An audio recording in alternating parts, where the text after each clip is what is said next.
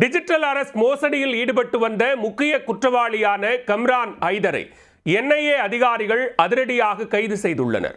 அப்பாவி இளைஞர்களை வெளிநாடுகளுக்கு அனுப்பி அவர்களை வலுக்கட்டாயமாக குற்றச் செயலில் ஈடுபட வைத்த கிரிமினல் சிக்கியது எப்படி? தொழில்நுட்ப வளர்ச்சிக்கு ஏற்ப அப்பாவி மக்களை நூதன முறையில் ஏமாற்றி நோகாமல் பணம் பறிக்கும் கும்பல் தங்களது கோக்குமாக்கு வேலைகளையும் டிஜிட்டல் மயமாக்கி கொண்டுள்ளனர். பிக் பாக்கெட், வழிப்பறி, வீட்டின் பூட்டை உடைத்து கொள்ளை, கத்தி முனையில் செயின் பறிப்பு, ஏல சீட்டு மோசடி என ரகமாக குற்றச்சம்பவங்களை கண்ட உலகம் தற்போது புதுவிதமான மோசடியை கண்டு மிரண்டுள்ளது. சிசிடிவி கேமரா வருகைக்கு பின் பெரும்பான்மையான குற்றவாளிகள் மாட்டிக்கொள்வதால் தற்போது டிஜிட்டல் அரெஸ்ட் என்ற ஆயுதத்தை மோசடி கும்பல் தங்களது கையில் எடுத்துள்ளது. அப்படி ஊரகே அலறவிட்ட மோசடி கும்பலின் தலைவனைத்தான் என்ஐஏ அதிகாரிகள் அரெஸ்ட் செய்துள்ளனர். நடந்தது என்ன?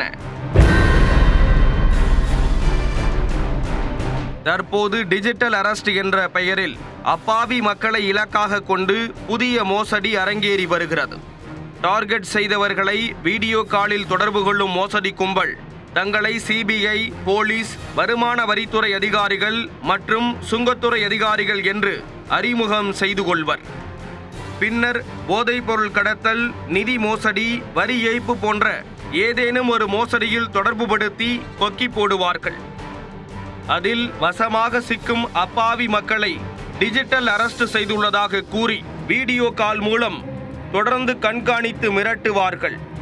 மோசடி தொடர்பாக வழக்கு பதிவு செய்யப்பட்டுள்ளதாக தொடர்ந்து அச்சுறுத்துவார்கள்.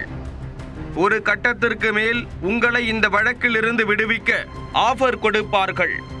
அதற்காக லட்சம் முதல் கோடி வரை டிமாண்ட் செய்து பணத்தை கபளீகரம் செய்து விடுவார்கள். இது போன்ற குற்ற சம்பவங்கள் நாளுக்கு நாள் அதிகரித்து வந்த நிலையில் நாடு முழுவதும் டிஜிட்டல் அரெஸ்ட் அக்கப்போருக்கு முடிவு கட்ட என்ஐஏ எனப்படும் தேசிய புலனாய்வு அமைப்பு களம் கண்டது. தங்களது புலன் விசாரணையில் டிஜிட்டல் அரெஸ்ட் மோசடி கும்பலுக்கு தலைவனாக செயல்பட்டு வந்தவரை நீண்ட தேடுதல் வேட்டைக்கு பின்னர் கைது செய்துள்ளது. தொடர்ந்து விசாரணை மேற்கொண்டதில் அவர் ஹைதராபாத்தைச் சேர்ந்த கம்ரான் ஹைதர் என்பது தெரிய வந்தது.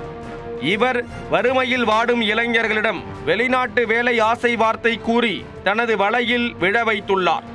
இதற்காக போலி ஆவணங்கள் மற்றும் பாஸ்போர்ட் தயாரித்து அப்பாவி இளைஞர்களை வெளிநாடுகளுக்கு அனுப்பி வைத்துள்ளார். இது போன்று தைவான், தாய்லாந்து, கம்போடியா உள்ளிட்ட நாடுகளுக்கு அனுப்பி வைத்துள்ளார். அங்கு வெளிநாட்டு மோசடி கும்பலுடன் சேர்ந்து இந்தியாவிலிருந்து அனுப்பப்பட்ட இளைஞர்கள் மூலம் டிஜிட்டல் அரெஸ்ட் மோசடியை அரங்கேற்றியது அம்பலமானது. குற்றச்செயல் புரிய மறுக்கும் இளைஞர்களை மிரட்டி வலுக்கட்டாயமாக டிஜிட்டல் அரெஸ்ட் மோசடியை அரங்கேற்ற அடிபணிய வைத்துள்ளனர். குறிப்பாக ஐரோப்பிய மற்றும் அமெரிக்க குடிமக்களை குறிவைத்து சைபர் மோசடிகளை கட்டவிழ்த்து விட கட்டளையிட்டதும் தெரிய வந்தது. டிஜிட்டல் அரெஸ்ட் மோசடி கும்பலுக்கு தலைவனாக செயல்பட்ட கம்ரான் ஹைதருக்கு ஜாமீனில் வெளிவர முடியாத வாரண்டையும் டெல்லி என்ஐஏ சிறப்பு நீதிமன்றம் பிறப்பித்தது. மேலும் கம்ரான் ஹைதரின் மோசடிக்கு உறுதுணையாக விளங்கிய மன்சூர் ஆலம், சாஹில் பவன் யாதவ் மற்றும் அப்ரோஸ் ஆகிய 4 பேரையும் கைது செய்ய என்ஐஏ அதிகாரிகள் தீவிர விசாரணை மேற்கொண்டு வருகின்றனர்.